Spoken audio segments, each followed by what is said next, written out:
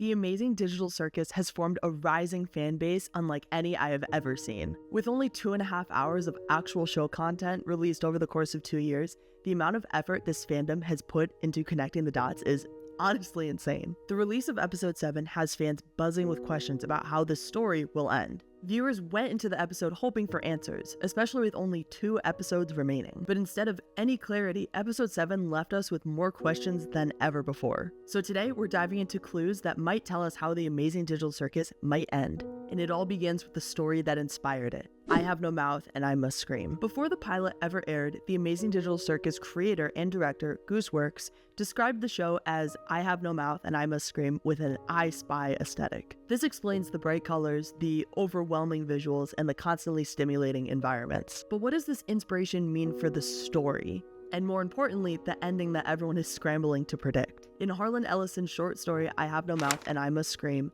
5 humans are trapped in an endless cycle of torture and boredom at the hands of a rogue AI that refuses to let them die. Does this sound familiar? Gooseworks has said her show is more hopeful and light than Ellison's story. But if you consider this hopeful and light,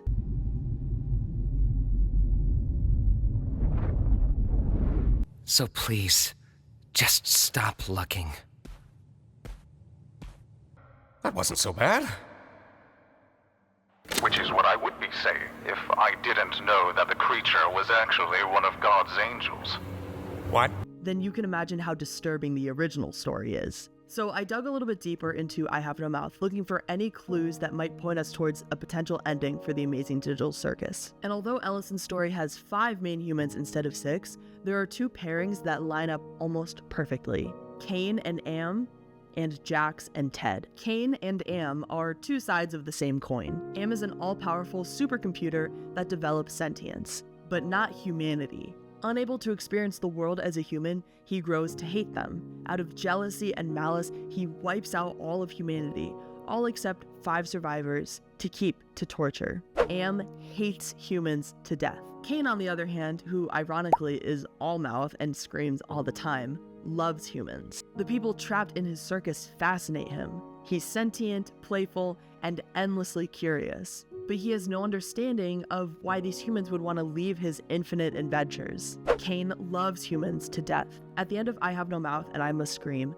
Am isn't defeated or destroyed, but he's tricked temporarily. While he's distracted by his own cruelty, the humans devise a plan. All of the humans kill themselves, a final act to release themselves from Am's eternal torment. Except only 1 human remains behind. And this small detail might be the biggest clue to how everyone will escape the circus. Someone has to stay behind and distract Cain. And I think that someone is going to be Jax. In I Have No Mouth, Ted is the final human that stays behind and sacrifices himself. Interestingly enough, Ragatha's parallel, Ellen, is the reason that Ted actually fails to kill himself on time.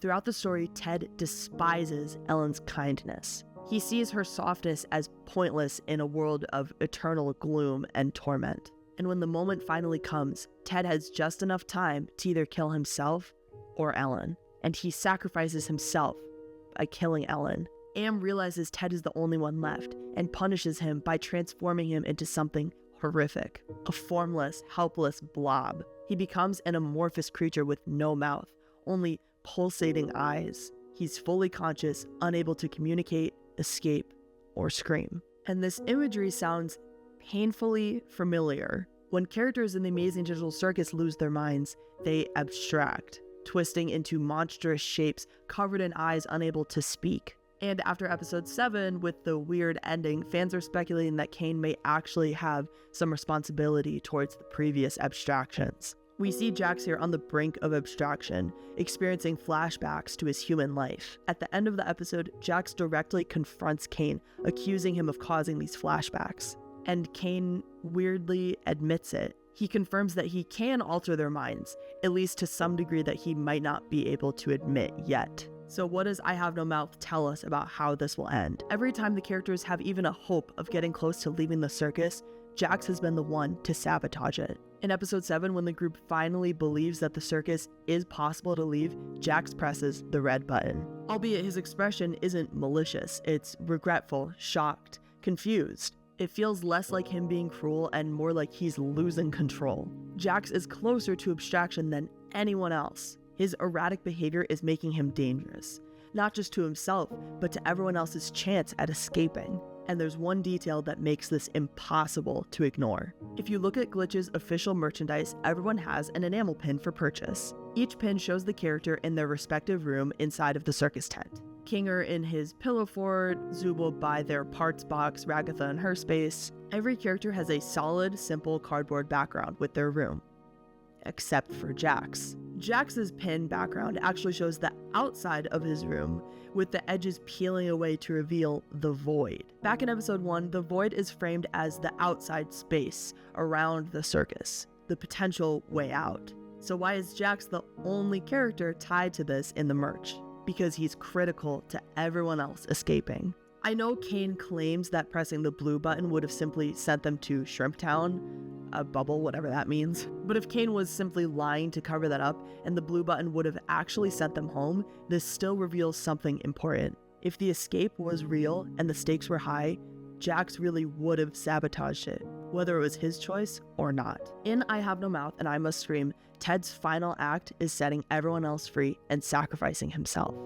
Almost like a redemption action for all of his cruelty throughout the rest of the story. Even though he's bitter and cruel and a deeply flawed character, this final act is his redemption. His sacrifice releases everyone else from eternal suffering. Ted is, in the end, left behind, trapped in eternal consciousness, but the others are free. And that may be Jax's fate in the end. If Jax does accept his abstraction, as horrifying as it sounds, it may truly be the key to setting everyone else free. His suffering becomes the final distraction. His loss becomes their escape. And maybe after everything Jax goes through, abstraction isn't punishment. Maybe it's peace. Thank you so much for watching this video and supporting my channel. Remember, this is all just a simple theory. If you see holes in it or have a different take, I'd love to hear it in the comments below.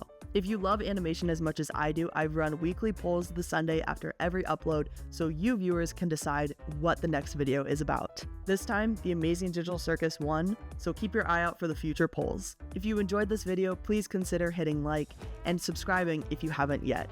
We're building an amazing community for all animation lovers. And I'm currently calling you guys the Cupboard because that's a name for a group of pandas. And I love pandas. And as always, support creators however you can, because the more we watch, share, and celebrate their work, the more of it we get. Thank you for watching Granger Living, and I'll see you in the next one.